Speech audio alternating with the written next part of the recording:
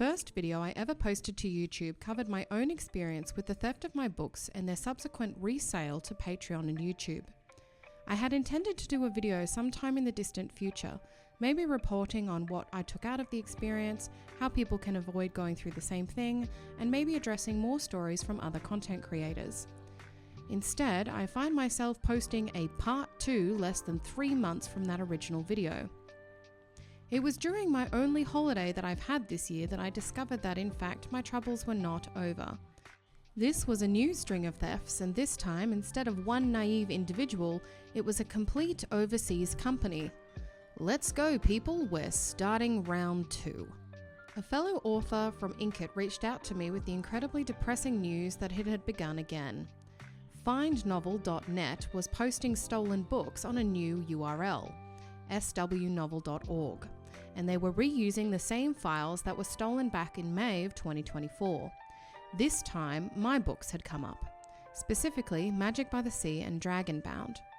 This time, the thieves stole not just the contents of the books, but the book covers and even my username. I did some digging and discovered 3 new websites: ninjanovel.net, novelcoo.org, and novelxo.org. I kept my community of readers up to date with these new findings, and one of the most repeated bits of advice I was given was to sue them. At face value, this seems like the obvious course to take, and the suggestion came from places of genuine care and concern. However, this problem is not so easily dealt with. The biggest issue with the legal system is that I am in Australia, and these people are God's knows where. They purchased the domain names through a third party, gave a false, non-working email for their website, and fake postal addresses. I, of course, used their Contact Us pages, and every single email I sent bounced back and said the email provider was no longer working.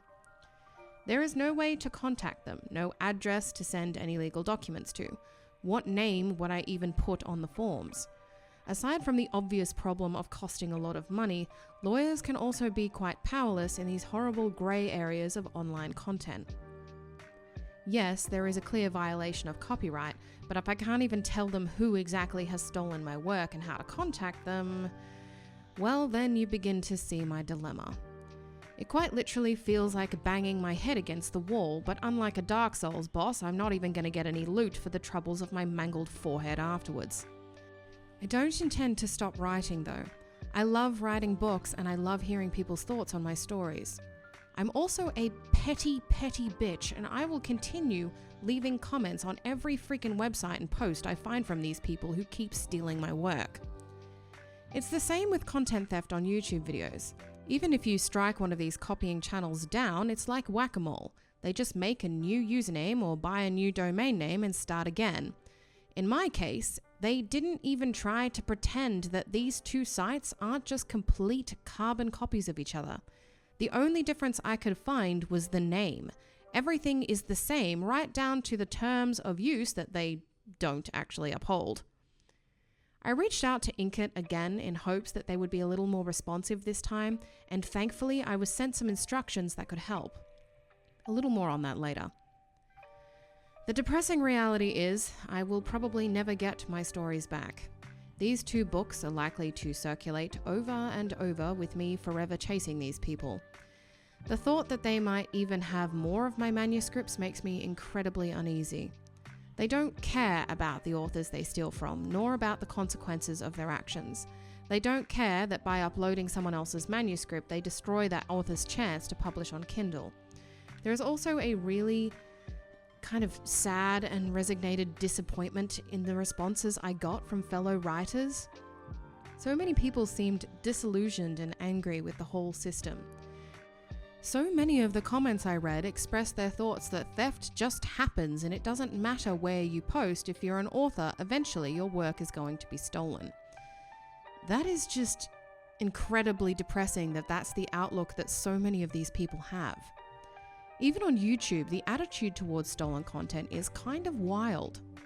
She denied it and said this, that we both got the idea from the same Reddit post. The message read, "This guy is claiming I stole his content, but we used the same Reddit page and read off of it. I'm just gonna ignore it because honestly it's kinda silly." Yet Alex explained that his idea was never even from Reddit. I am offering $10,000 to charity if she can send me the Reddit post. It's that one Reddit post written by that one guy. To me, this is a very bizarre argument. Why is it that because the content is from a Reddit post instead of a fellow YouTuber, that somehow it's not stealing? She still didn't write the post herself. She read it verbatim from someone else's research. And to be completely honest, I highly doubt that she even fact-checked any of it. All of this ultimately made me decide to change how I upload. I wanted to end this video off with something positive like I did with the first video I ever made. But it's kind of hard to have a positive ending when I'm forced to acknowledge that I just don't have a big enough platform to be heard. I highly doubt that this video is really going to make that much of a difference. I'm going to try though. I've neglected to mention how I found my books were stolen back in June. I was actually looking for something inside one of my books. I placed a line that I knew was in a certain chapter I was looking for into Google. I had expected the book to come up, which it did.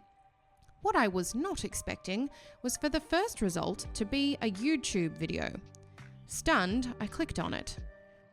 What I found was a complete AI voice-generated audiobook rendition of my Hunters of Xi'an Book 1.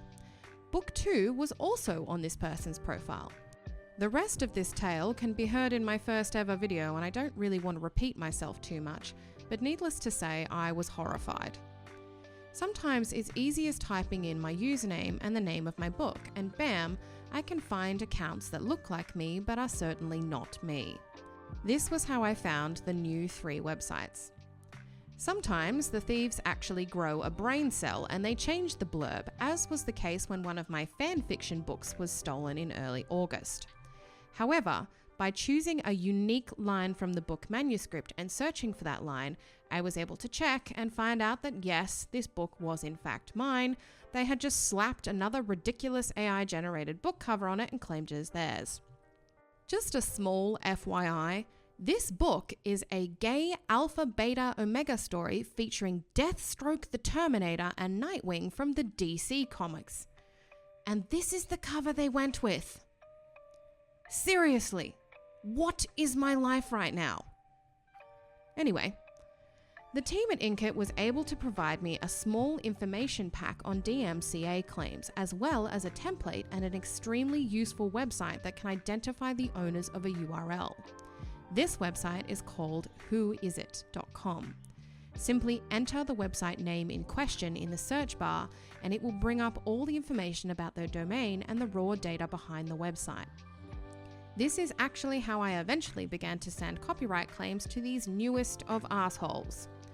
I will be putting all the links below, and if you have any questions, I will do my best to answer them, so please don't hesitate to reach out. If you've had a story about content theft, flick me an email or leave it in the comments below. Who knows, maybe I can make a part 3, make this a whole thing with monthly episodes. God, I hope not, I am so damn tired. Anyway, thanks for sticking around. Until next time.